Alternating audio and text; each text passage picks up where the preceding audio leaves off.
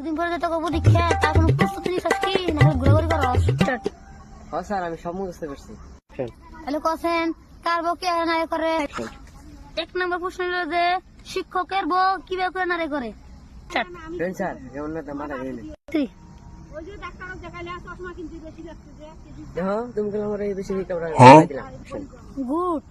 2 নম্বর প্রশ্ন হইলো যে দোকানদার বউ কিভাবে নারে করে? তুমি কি আমার হস্ত আমার পাইছ? হ্যাঁ না। 3 নম্বর প্রশ্ন হইলো যে পাইলটের বউ কিভাবে করে নারে করে? অ্যাকশন।